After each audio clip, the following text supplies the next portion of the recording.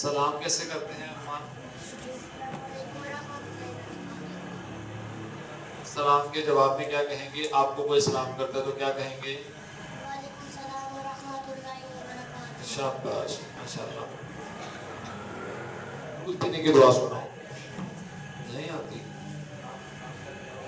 खाना खाने से पहले की दुआ सुनाओ। शाबाश। खाना खाने के दरमियान की?